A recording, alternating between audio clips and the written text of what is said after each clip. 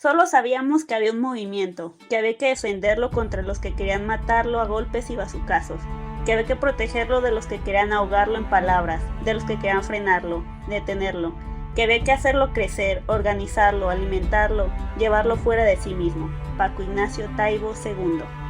Acompáñanos a la aventura de los errores pasados para que comprobemos juntos que la humanidad es historia. Hola, ¿cómo están? Yo soy Raúl Olvera. Hoy les vamos a hablar acerca de la masacre de Tlatelolco, este evento que pasó en 1968 en nuestro país nativo, México. Y bueno, yo soy Itzel Olvera. Hay que aclarar que esta sería la primera parte. Y bueno, recuerden que pueden seguirnos en Instagram y en Facebook como epicas.epicas.podcast. Ahí pueden ver más contenido, más cositas que subimos. Y pues están invitados a escuchar esta parte. Miren, vamos a ser los más francos posibles en cuanto a nuestra opinión, porque igual luego hay personas que hablan del tema, pero igual lo hablan así como que aún con pinzas, como dicen, no querían se meter ahí en... Dejémonos de pendejadas, fue una masacre. Sí, o sea, todos sabemos que fue una tremenda locura y que lo que hizo el gobierno mexicano, todos lo sabemos, pero luego los que lo comunican hablan de eso, quieren hacerlo ver como que nada sirve por lo oficial y dejarlo así como que muy gris y pues no. Lo quieren como ya se diría en inglés sugarcoating, como que lo quieren glasear con azuquitar para que no se escuche tan mal. O dejarlo así muy por encima, ¿no? Entonces nosotros vamos a tomar sobre todo de base a un libro escrito por este señor que saben que tenemos muchos libros de él y todo eso, independientemente de si estás a favor o no de su forma de ver la política, etcétera, pues es un historiador reconocido aquí en México y pues sobre todo lo tomamos en cuenta para este episodio porque él estuvo mucho en el movimiento. Para el único momento que no estuvo más exactamente fue para el mero 2 de octubre y en al menos esta primera parte vamos a hablar de todos los antecedentes de lo que estuvo pasando meses antes de la ya conocida masacre, pero aún así está haciendo muchas locuras ahí el gobierno, entonces pues vamos a ir por el principio. Y pues bueno, este conflicto principalmente estudiantil, aunque después se fueron sumando gente de otros lados, es aquel que llegó a límites pues no imaginados por parte de nadie, ¿no? Y bueno, todo esto comenzó con las escuelas vocacionales 3-5 del Instituto Politécnico Nacional, que le vamos a decir IPN. A él de vez en cuando se los vamos a recordar porque entre tantas siglas uno se pierde. Fueron tomadas por los llamados aquí granaderos, sí, esos los de disturbios, antidisturbios que llevan sus escudos y todo, aquí le decimos granaderos, usando el pretexto de que querían detener una riña callejera ahí entre estudiantes y sobre todo eran entre esos planteles y los de otra preparatoria particular llamado Isaac Ocho Terena. Bueno, después hubo una organización que llevaba controlando esta vida estudiantil del IPN, que era la conocida Federación Nacional de Estudiantes Técnicos, que hay que aclarar que por mucho tiempo aquí en México pues los consejos estudiantiles siempre han tenido peso. Incluso aquí en Guadalajara nuestros mismos padres nos han hablado de que incluso en los momentos más pesados también ahí en los 80s, en cuanto al que también hubo ahí cosas políticas en nuestro país que incluso llegaron a llevar armas ahí en su escuela, al menos aquí en la UDG, que hasta hubo disparos, alguien terminó muriendo y todo. Entonces, al menos como siempre se ha demostrado, pues este tipo de consejos universitarios, estudiantiles, pues terminan metidos también en cosas de política, queriendo y no. Tal vez ya en nuestras épocas, ya de nuestra comunidad millennial y generación Z, ya no hemos pasado por eso, al menos. Pero en este tiempo, pues sí estaba muy pesado. Y por ejemplo, hablando de esto de la Federación de Estudiantes, pues como con una manifestación de protestas para el 26 de julio. Ahora, lo podemos considerar una casualidad o también incluso se puede considerar una especie de momento en el que las estrellas se alinearon, pero se puede decir que escogieron un día ya muy ajetreado de por sí. ya que hubo otra manifestación ese mismo día, donde se celebraba la Revolución Cubana convocada por el Partido Comunista. Y ya saben cómo estaba Estados Unidos de loco con el comunismo en los años 60. Y no solo Estados Unidos, ¿no? También aquí en México el gobierno estaba como de, no, nosotros tampoco queremos por Estados Unidos. Estaban muy influenciados, ¿no? Como siempre, por desgracia.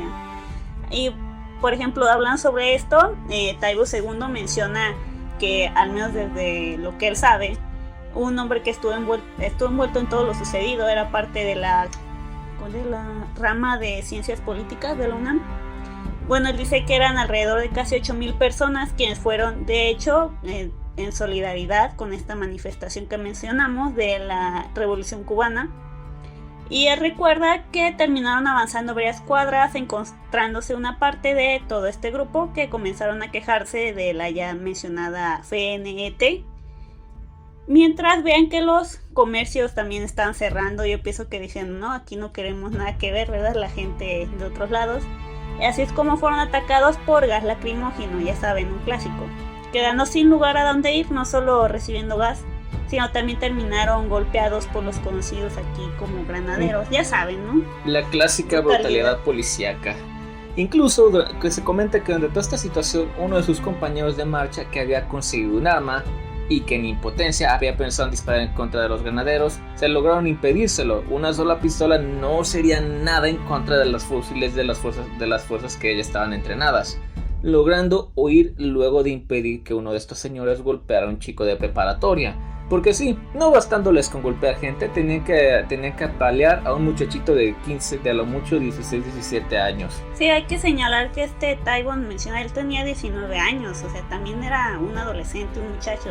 Entonces, hablando uno de prepa, pues que edad, al menos para los que no sepan, aquí la prepa es entre los 15 y 18 años antes de entrar a la universidad.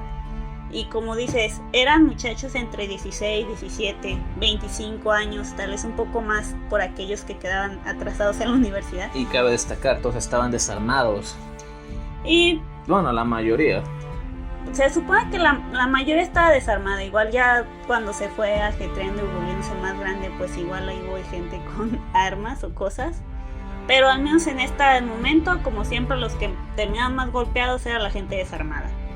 Y bueno, era la primera vez que sucedía que en el estado de gobierno del señor Díaz Ordaz. Recuerden ese nombre, este cabrón es importante para esta situación. Y hablando, por ejemplo, solo un año antes, en el 67, estos mismos señores granaderos habían entrado en la vocacional número 7 y durante el 65 también hubo otra manifestación en contra de la guerra de Vietnam. Ya saben, los 60 fueron muy locos en todo el mundo. También hubo represión policíaca con un saldo de 50 heridos.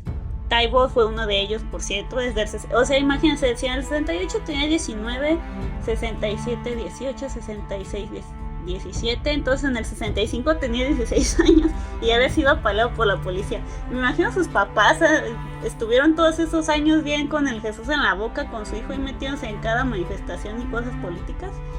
Pero bueno, vamos a continuar.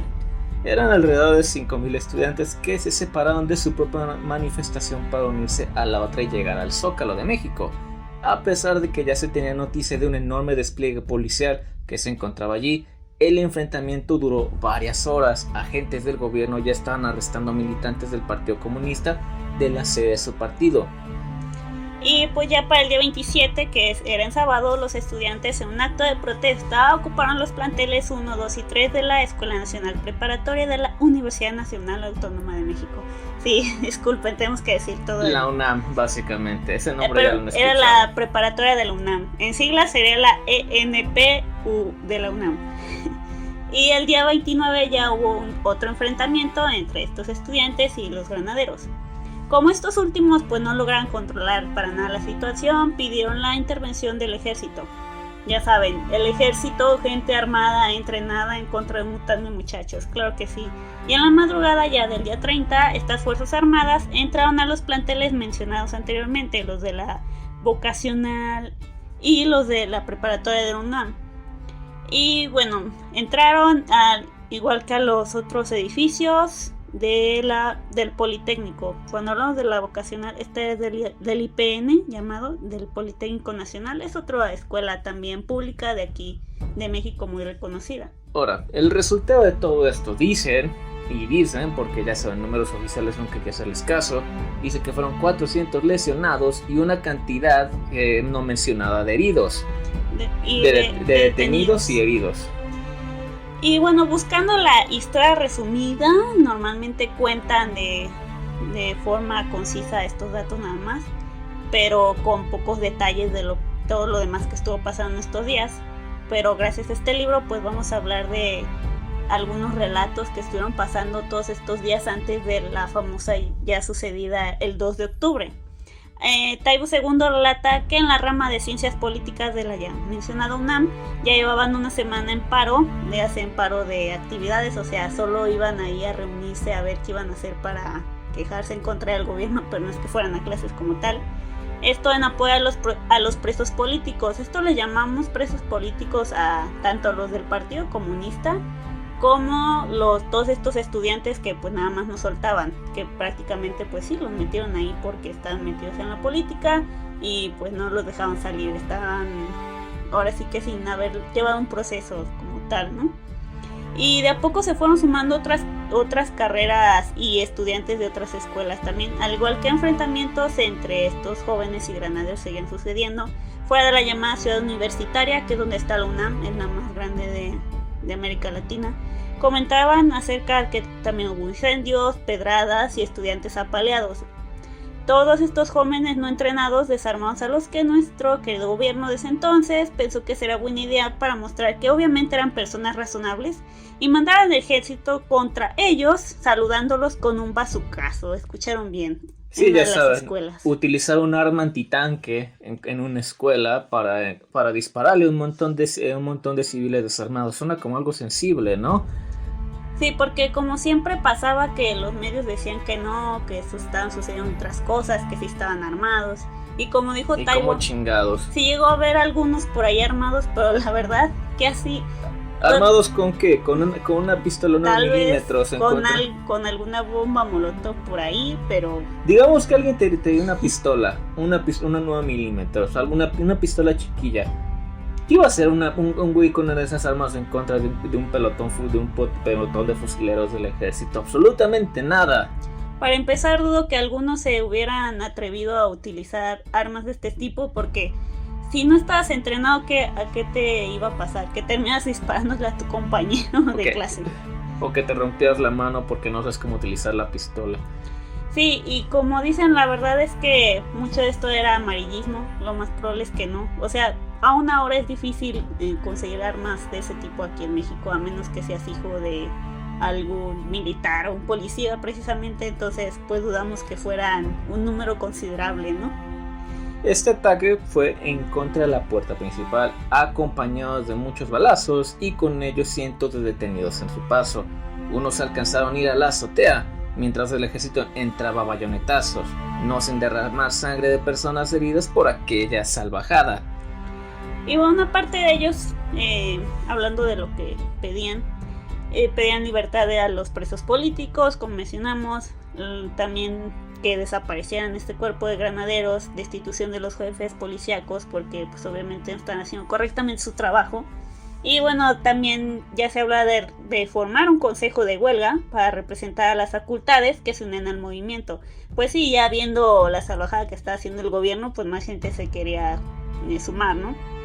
Citando a lo que menciona Taibo II, se asaltaban las reservas de papel de la imprenta universitaria y del Departamento de Servicios Sociales. Comenzaron a actuar brigadas de propaganda que hacían colectas en las calles y en autobuses. El movimiento nacía dándose las formas más avanzadas de organización aprendidas en los últimos meses. Ahora, los medios de comunicación masivos que siempre han sido tan vendidos en este país, decían otra historia completamente diferente. Como echar la culpa a los estudiantes por romper la puerta, ya que aparentemente un estudiante pues, se puede encontrar con una bazooka. De los muertos por los golpes excesivos mencionan que fue por envenenamiento de comida en mal estado, sí, como no. Claro que sí. Murió de envenenamiento por comida. Oye, y el hecho de que tiene como 5 costillas rotas. Fue post-mortem. Fue el COVID. No, ese no existe, ¿verdad? diciendo que los del problema eran estos revoltosos jóvenes. Pero eso no impidió que las personas supieran la verdad de lo sucedido con el poder del boca en boca.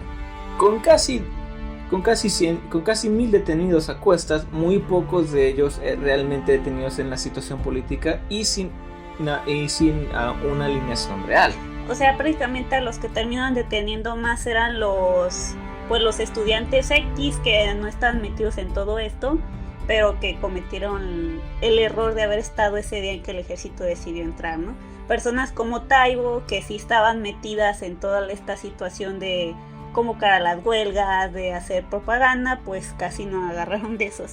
Ante toda esta situación con los medios tan manipulados, existía como ejemplo el radio rumor, ante las alteraciones de cifras o imágenes, negando declaraciones, entre otras cosas. Esta radio de origen desconocido trae la información real, aunque era incontrolable y no objetiva. Pues sí, obviamente eran así como nosotros, no eran gente dando su opinión, pero que al parecer nunca se descubrió de dónde venían y quiénes eran los que transmitían estos datos. Citado textualmente, la prensa informaba que un estudiante de la Escuela de Comercio de la UNAM había muerto por comer una torta con queso en mal estado. Radio Rumor sabía que había muerto por conmoción cerebral a causa del garrotazo que había dado un granadero. Radio Rumor era imprecisa, vaga, no sabía el nombre del estudiante, no sabía su edad, pero en cambio transmitía con absoluta precisión que el estudiante muerto vestía un suéter amarillo. Radio Rumor era incoherente, absurda, inconexa, pero certera en su venganza justiciera. O sea, yo pienso que era el inicio de un podcast, ¿no? O sea, hablaban de lo que tenían a la mano, no tenían todos los datos. Era una radio pirata, básicamente. Ajá, no es que fueran comunicólogos o tal vez reporteros profesionales, sino que tal vez solo eran gente común que estaba dando a conocer los datos que sabían de boca en boca, ¿no? En su libro nos comenta cómo esto era la única resistencia de un medio para todos, donde verdaderamente trataban de dar estos detalles y dar las noticias reales. Lo sucedido solo avivó las ramas de la ira, creciendo en número y en organización.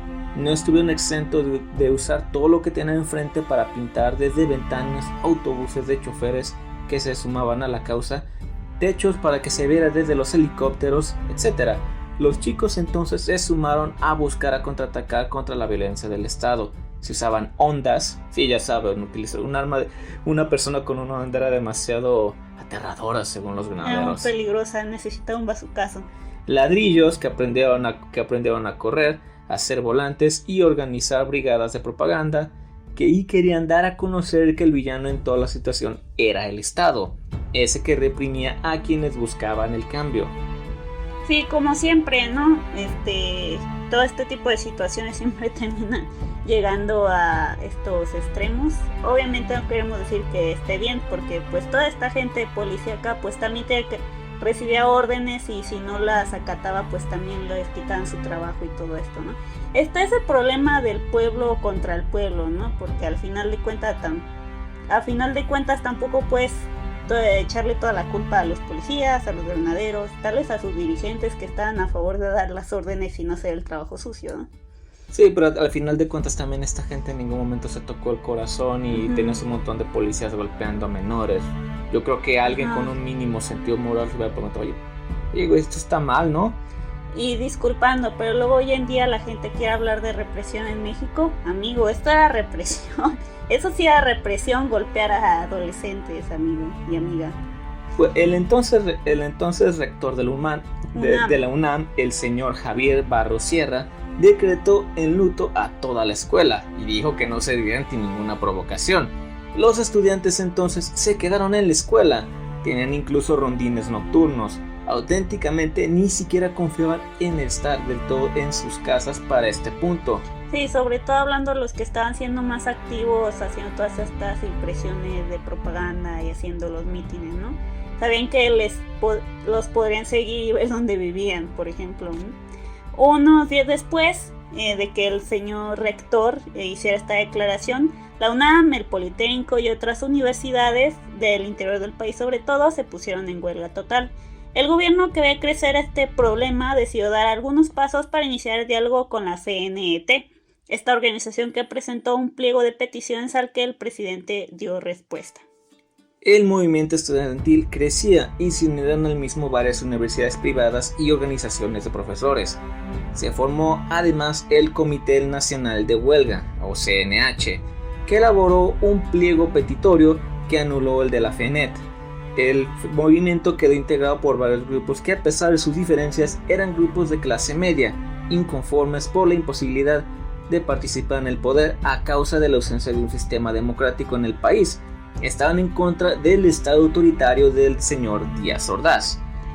Así es como durante los meses de agosto y septiembre esta situación fue creciendo en gravedad. Lo siguiente, pues no he visto que normalmente lo mencionen, ya que para el 31 de julio, más o menos las fechas en que estarán escuchando este episodio, bueno, unos días después, tomaron una calle de manera masiva. Algunas de las escuelas ocupadas por el Estado también estaban de nuevo en libertad, porque pues llegaban los militares, cerraron la escuela y ya ni siquiera podían entrar ahí los estudiantes a organizarse. Pero ocuparon otras más. Incluso utilizaron perros policía contra los adolescentes. Aparentemente también atacaron con los perros. Y así es como todos estos jóvenes salieron directamente de la ciudad universitaria de la UNAM, encabezados por su propio rector, que principalmente quería la autonomía de la escuela. O sea, él no quería meterse en lo político como tal. Él quería que pues ya dejaran a la escuela en paz y a los alumnos como tal. Pero los miembros del movimiento querían más que eso. Taibo II nos cuenta que eran 100,000 desde la explanada en medio de la lluvia. Iban a Félix Cuevas, y los esperaban las patrullas, las tanquetas, batallones de granaderos y militares.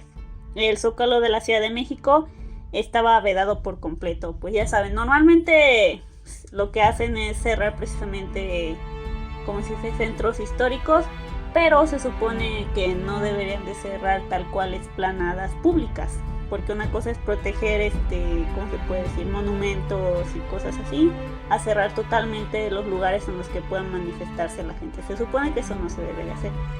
Citando, en el momento culminante, el paso de los estudiantes frente a los multifamiliares, y allí la lluvia de confeti que arrojaban los vecinos, y todos miraban hacia el cielo para ver caer la lluvia de papeles de colores, ya que no estaban solos.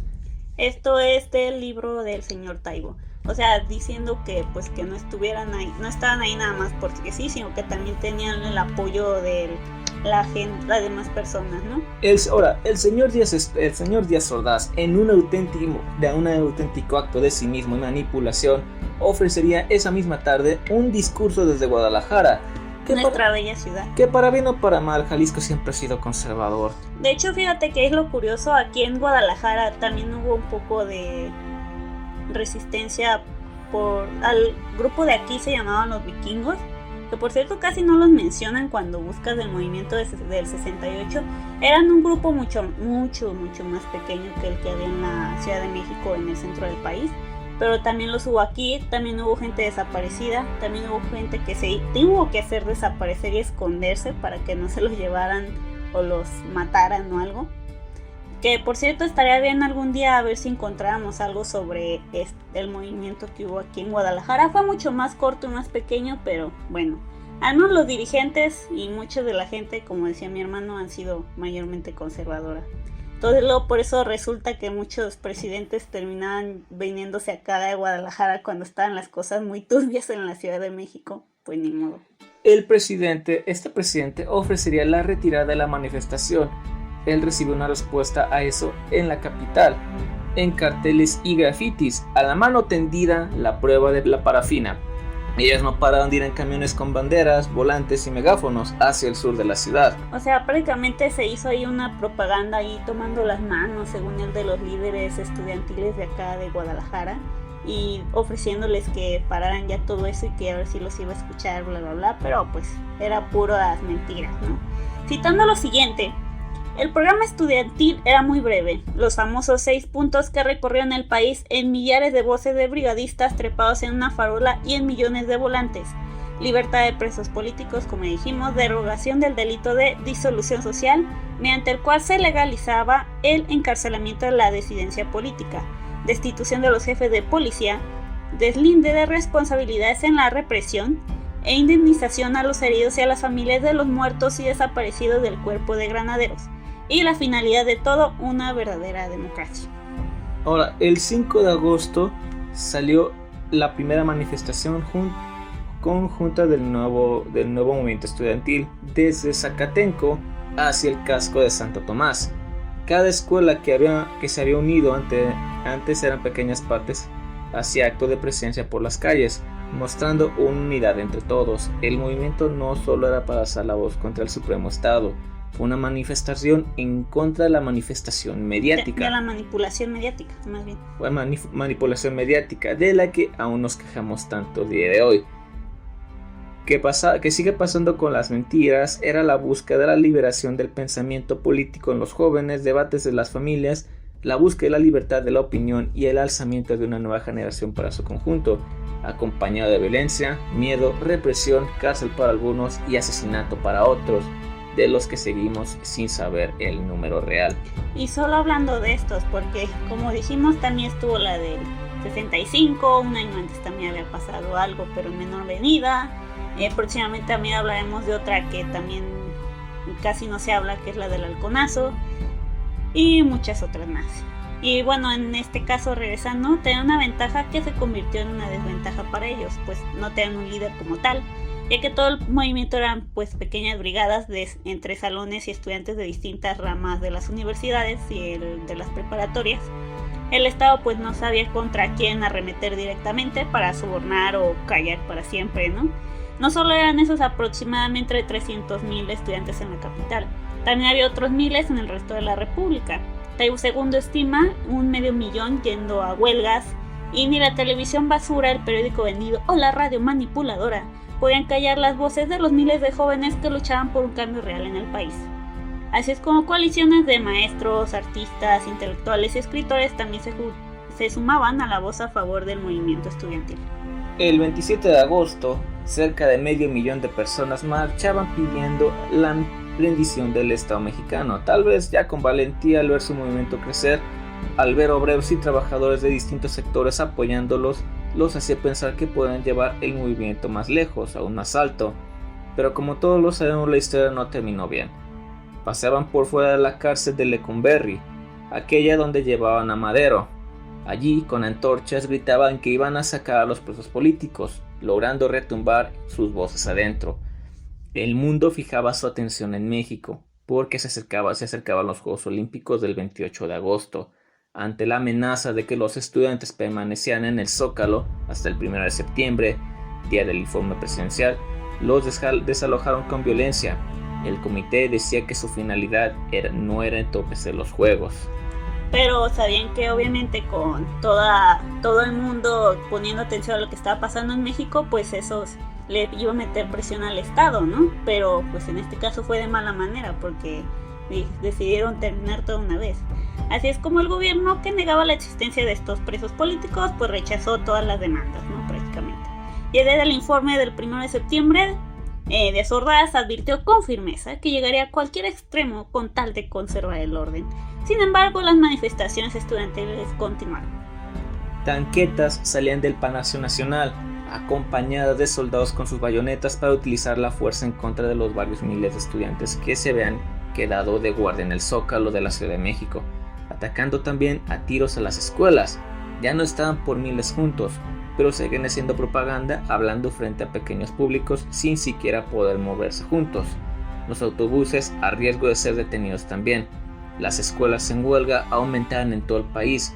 Para el 1 de septiembre, Díaz Ordaz amenazaba con el uso de las Fuerzas Armadas, desestimando las peticiones por completo, como un maldito cobarde hijo de puta que era. Ahí disculpen el léxico. Bueno, aquí repetimos un poco de que este señor ya amenazaba con el uso de estas fuerzas, desestimó las peticiones, prácticamente quería echar todo ahí debajo de la mesa, como siempre. Sí, porque no les convenía, porque si no iban a tener que cancelar los Juegos Olímpicos, eso lo iba a hacer ver mal y iban a perder dinero. Pero hay que tomar en cuenta que ese año, el 68, no solo en México hubo movimientos estudiantiles. El otro más conocido también es el de los movimientos estudiantil de mayo en Francia. Entonces, quieres que no, también hubo otros así, no recuerdo ahorita los nombres de los otros que hubo en Europa. Entonces, como siempre, también llegó parte de eso acá, porque pues la verdad el mundo había quedado mal luego la Segunda Guerra Mundial. A la mayoría de los países, ya sea europeos o de acá de América, ya sea de habla inglesa o española, pues nos tocó, ya estaba la dichosa Guerra Fría en contra de cualquier cosa que oliera o se viera roja o comunista. Entonces, pues como acá en México teníamos gobiernos totalmente autoritarios, entonces pues la gente ya se estaba dando cuenta de eso y pues querían hacer un cambio, ¿no? Con los militares pasando continuamente por la ciudad, era ya un problema las marchas masivas, pero como médicos, maestros, obreros de distintas ramas se unían a la causa. Ya para el 13 de septiembre sucedería la famosa marcha del silencio por las calles, con cintas aislantes en sus bocas y marchando bajo la lluvia, acompañados de miles además de padres de familia y personas que apoyaban haciendo vallas de personas para verlos pasar y aplaudirles o continuar con las señas que hacían. Luego de hacer las respectivas votaciones para decidir si seguir con la huelga o no, y las celebraciones del 15 y 16 de septiembre, los miembros del movimiento sabían que no pasaría mucho para que el Estado actuara de una vez, aunque sin duda nadie había estimado la magnitud de las decisiones que tomaría el gobierno. Pues sí, no, ya Taibo, por ejemplo, nos comenta que ya tenía amigos que salían y entraban de la cárcel porque los detenían, luego como no saben qué imputarles ni tenían razón para meterlos, pues los terminaban soltando. Entonces pues ya muchos ya estaban casi acostumbrados a recibir muchos golpes y palizas por parte de las supuestas autoridades, ¿no? Ya para el 18 de septiembre el movimiento comenzó a dividirse. A causa de la represión, pues el Comité Nacional de Huelga se inclinaba ya por el diálogo con el gobierno, pero otro sector más radical pues se negaba al diálogo, ¿no? Ya para el 23 de septiembre, enfrentamiento entre los estudiantes y las fuerzas del gobierno en el casco de Santo Tomás, al norte de la Ciudad de México. El 27, 5,000 personas asistieron a un mitin en Tlatelolco, en la Plaza de las Tres Culturas, donde después se hizo otra rendición, pero aquí estamos hablando del 27 de septiembre, uno pasaba. Convocado por el CNH. En este mitin se citó a la manifestación del 2 de octubre en el mismo lugar, donde se celebró con la asistencia de la misma cantidad de personas.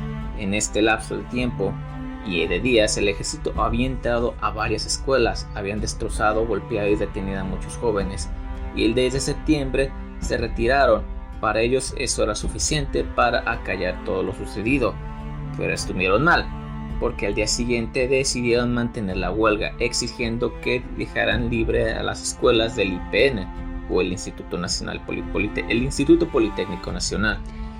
Y pues antes de ya llegar a lo que pasó el 2 de octubre, a hablar de las decisiones que tomó el gobierno, de los Juegos Olímpicos y todo lo demás de geopolítica internacional, un poquito por ahí, yo creo que iríamos dejando por aquí esta primera parte, sobre todo para que no quede tan, ¿cómo se puede decir? Para que quede más digerible. Ajá, y bueno, nosotros para tener ahí más espacio por si queremos ver de agregarle algo más o dejarlo así tal cual con la otra información que ya tenemos. Y pues nada, muchas gracias por escucharnos. Como vieron, tal vez hubiera sido más significativo verlo subido a principios de octubre, pero toda la gente hace eso. Entonces nosotros vamos a subirlo a finales de julio, que es cuando dicen que ya comenzó esto con más fuerza aquí en México, que fue un 26 de julio con esta primera huelga más masiva, porque como comentamos pues no había sido la primera. Desde el 67 estaban pasando cosas de aquí de manifestaciones, pero esos meses del 68 fueron los más represivos porque ya el gobierno ya quería acabar con esto y pues ellos seguían creciendo a pesar de lo que hiciera el gobierno, ¿no? Y pues aquí lo vamos a dejar. Ya la próxima semana vamos a hablar ahora sí del evento bien en sí, lo que fue el día 2 de octubre del 68. Como comentamos, también vamos a hablar de otro caso que pasó un año después, el llamado Halconazo. 2 años después. 2 años después, que fue en el 71, ¿no? O en el 70, no me acuerdo. Fue en el 70, ¿no?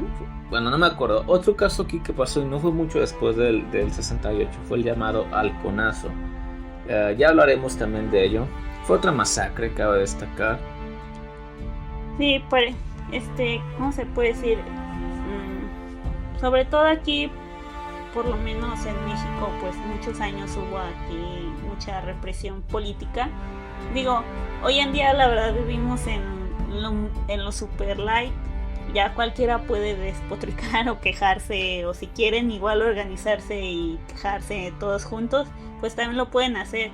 Y les aseguro que no los van a agarrar a paliados, ni tampoco van a decir después que fue una torta de jamón envenenada. Digo, con todo y de que haya gente que luego se queje aquí de que no sé qué, y que la iconoclastía y la chingada. No sé ni qué carajos es la iconoclastía, nomás repiten lo que escuchan. Así de, amiga, una cosa es iconoclastía para quejarte de algo y otra cosa es le quiera llamar iconoclastía rayar a lo idiota un monumento y poner una grosería y ya decir que eso es iconoclastía. No, eso es solo vandalismo. Pero bueno, ahí le vamos a ir dejando. Recuerden que nos pueden seguir en nuestras redes sociales, en especial en Instagram como épocas-épicas. Y en Facebook, que es donde le subimos la bibliografía, también ahí subimos otras cositas. Y pues recuerden que ahora también nos pueden escuchar en Apple Podcast, aparte de Google Podcast, de ebooks, de Spotify. Y bueno, en YouTube por ahí nos estaremos poniendo más al día con los episodios. Y pues nada, muchas gracias por escucharnos. Igual pues recuerden que no es que tengamos la última palabra, pero pues hay que hablar de lo sucedido. No solo hablarlo con pincitas o con lo que los demás quieren escuchar o lo que repiten todos, ¿no? Sino hablar pues sobre todo más de nuestra opinión sin dejarlo todo nada más ahí. Ya les habíamos comentado que aquí en nuestro propio canal, aquí no tenemos miedo a tirar a nuestro propio país. Ya sabemos que nos la pasamos tirándole mucho a Estados Unidos y demás desmadre. Pero no se crean, nuestro propio gobierno no le vamos a perdonar nada. Sí, así que igual a ver si nos alcanzamos a ver del documental que hay por ahí que hicieron sobre el 68 para agregarle ahí unas cositas más para quienes no lo hayan visto, sobre todo gente de otros países. Entonces pues ahora sí, adiós, muchas gracias, nos escuchamos la próxima semana, hasta luego. Adiós.